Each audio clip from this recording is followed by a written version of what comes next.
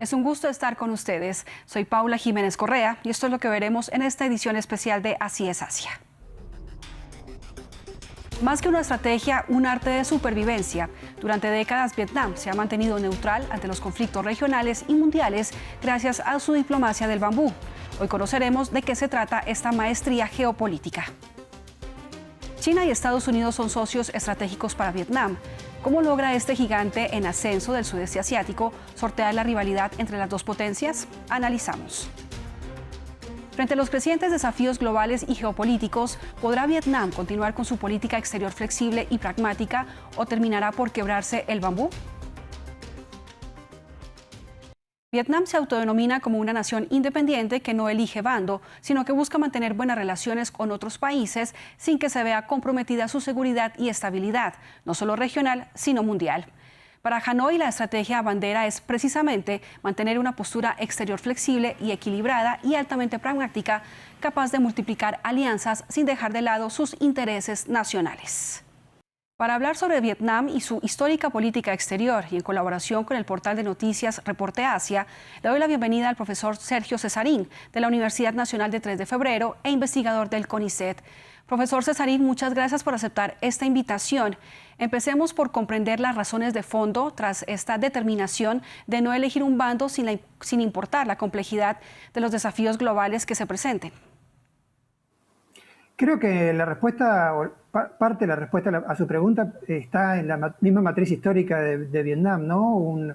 De alguna manera una cultura, un pueblo que dio muestras de autodeterminación y ansia de autonomía, libertad, independencia desde siglos atrás. Recordemos que Vietnam se independiza del Imperio Chino en el 6, luego, digamos, de afianzar su propia entidad cultural, la tierra de los Viet, y con el paso de los siglos pasó a ser una colonia francesa, de la cual también se independiza a través de lucha, una cruenta lucha que terminó finalmente en 1954 con la independencia definitiva.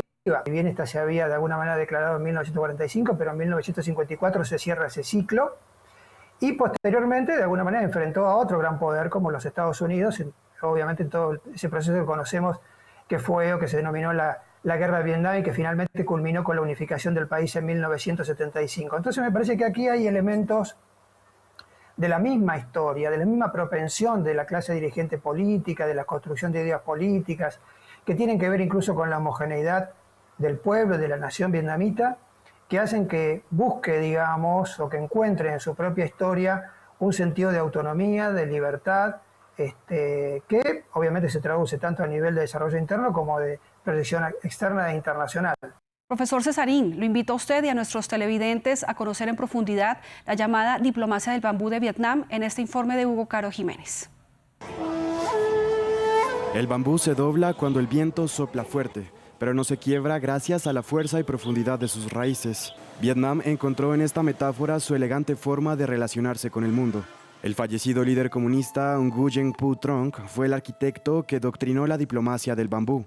Para Hanoi, esta estrategia consiste en cultivar vínculos económicos y de seguridad con distintos socios sin alinearse exclusivamente con ninguna potencia. Es la máxima expresión de equilibrio blando, la flexibilidad diplomática y una adaptabilidad al entorno siempre y cuando las condiciones le sean favorables. Todo esto a partir de los llamados 4 no. Tajantemente, Vietnam rechaza los bloques militares, las bases extranjeras, la alineación de un país en contra de otro y el uso de la fuerza en el terreno diplomático. Y es que el bambú vietnamita ha florecido siempre rodeado de espinas. Esta nación del sudeste asiático ha aprendido a sacar provecho de la fricción y la rivalidad entre China y Estados Unidos. Washington y Beijing son los principales socios comerciales de Hanoi, y pese a estar en posiciones opuestas, ninguna de las dos superpotencias condena el estratégico hermetismo vietnamita, ni deja de hablarle al oído. Esta arquitectura inclusiva y no excluyente le ha permitido a Vietnam tener cerca a otros actores clave como Japón, India, la Unión Europea y hasta la misma Rusia, logrando que su influencia cruce cada vez más fronteras. Dicha neutralidad mesurada se ha traducido en un símbolo de estabilidad y crecimiento, con una población de más de 102 millones de habitantes y un expansivo crecimiento de su PIB, posicionándose como uno de los motores más dinámicos de la región. Indicadores de que el pragmatismo vietnamita es tan resistente e inquebrantable como el mismo bambú. Profesor, China es un vecino inevitable e importante para Vietnam. Hablamos de su principal socio comercial, con quien además comparte el mismo cordón umbilical ideológico y una creciente cooperación en la vanguardia digital. Es imposible no pensar que Beijing podría ejercer una influencia asfixiante o una presión geopolítica decisiva sobre Hanoi. ¿Cómo logra Vietnam marcar distancia sin enfurecer al gigante asiático?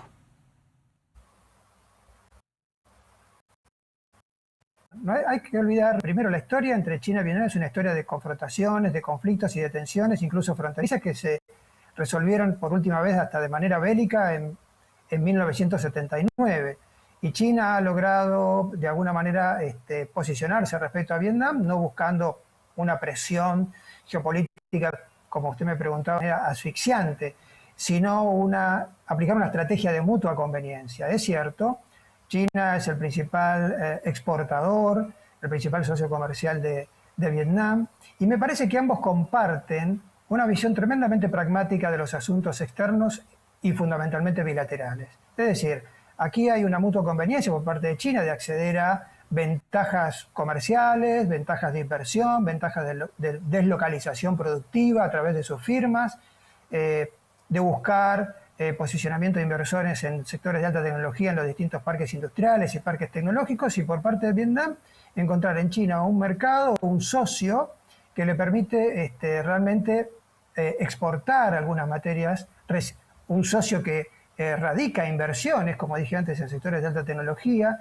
que invierte en proyectos de infraestructura. Entonces, tal como también lo mencionaba el informe, ¿no? Pragmatismo, realismo y evidentemente el trasfondo, no hay que olvidarlo, de que ambos partidos comunistas de alguna manera persisten en una misma cosmovisión sobre lo que es el desarrollo nacional, la autonomía nacional y la flexibilidad, repito, en términos externos. De manera inevitable entra en juego otro actor y es Estados Unidos. A medida que la pugna de poder entre Beijing y Washington se acentúa, los países asiáticos se ven en la disyuntiva de elegir una trinchera, pero en el caso de Vietnam, rompe el molde. ¿Cómo consigue Hanoi lograr ese equilibrio de alta trayectoria entre ambos antagonistas? En el caso de Estados Unidos es muy simple, es el principal mercado de exportación de Vietnam. Realmente ahí hay el año pasado, de los 208.000 millones de dólares de comercio bilateral entre Estados Unidos y Vietnam, Vietnam obtuvo un superávit de 178.000 millones de dólares. Es el segundo después de China, que fue aproximadamente 203.000 millones de dólares. En el caso de China, esto es al revés. Entonces, ahora, ese es un primer factor, el factor económico. La segunda variable es, bueno, China es un socio importante, pero con China también mantenemos conflictos estratégicos, conflictos de defensa, conflictos de seguridad y tensiones en el mar de China Oriental, en el mar del sur de China. Allí los intereses, de alguna manera, o las posturas de China y Vietnam difieren fundamentalmente en lo que es el establecimiento o el control de soberanía sobre zonas económicas especiales y sobre parte del archipiélago de las Spratly. Ahí todos sabemos el proceso de militarización de algunas de las islas por parte de China, y bueno, también Vietnam es un país reclamante de soberanía en esa región, atado, por supuesto, a una cuestión de derecho internacional. Entonces, hay un juego de conveniencia desde el punto de vista económico, pero hay también un resguardo desde el punto de defensa y seguridad respecto de China. Y Estados Unidos juega no solamente económicamente, a través también de la inversión de sus empresas de alta tecnología, por ejemplo Intel, y también es un socio con el que ha normalizado relaciones a partir de 1995 y no deja de ser un actor que para Vietnam puede actuar como estabilizador de la situación y la tensión. Profesor, Vietnam se encuentra en una posición compleja. Tanto China como Estados Unidos compiten por su lealtad, desplegando una agresiva seducción económica y política. Ambas esferas son cruciales para la seguridad nacional y el desarrollo de Hanoi. ¿Es posible que esta presión geopolítica termine por comprometer la neutralidad vietnamita y obligue al país a inclinar la balanza hacia alguno de los dos gigantes?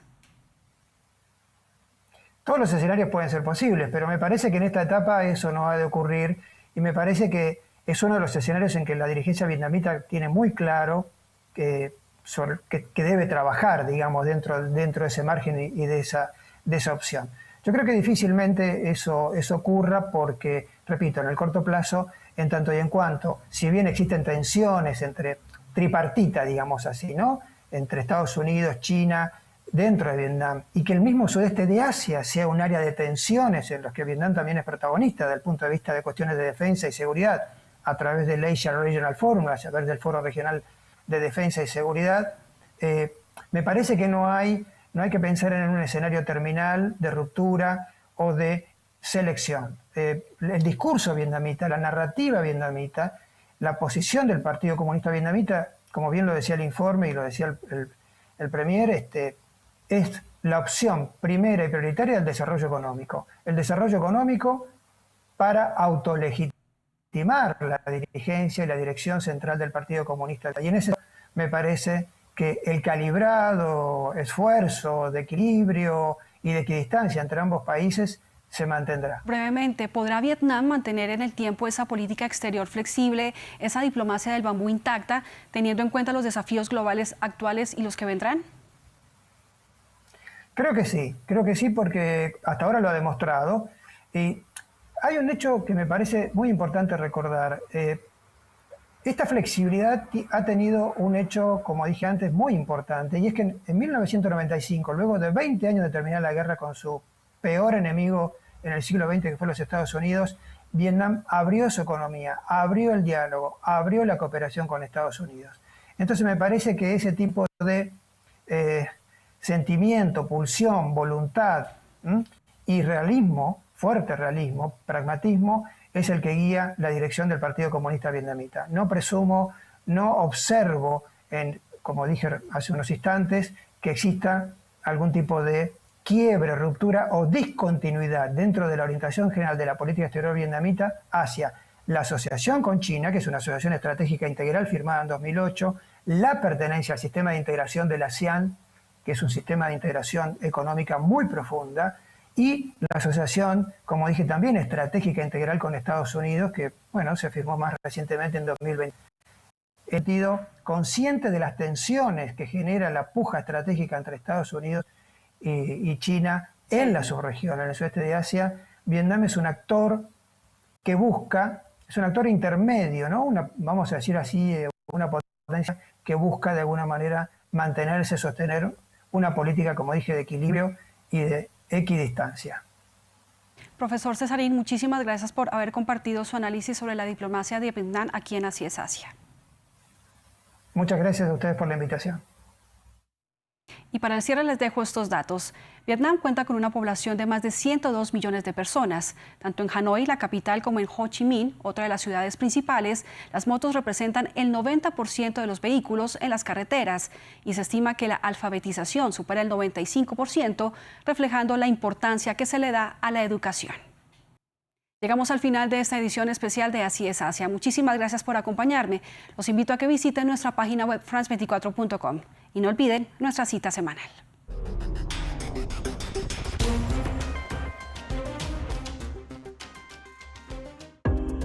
Para comprender mejor el mundo, es indispensable sumergirse en él. De Buenos Aires a Beirut, pasando por Kinshasa, Kiev o Washington. Los corresponsales de France 24 están en todas partes. 200 corresponsales que viven cerca de usted. Su misión, informarle en todo el mundo y a cualquier hora del día. Información objetiva, seria, fiable e independiente.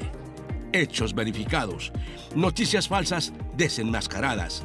France 24. Estamos aquí, estamos allí y allá para informarle.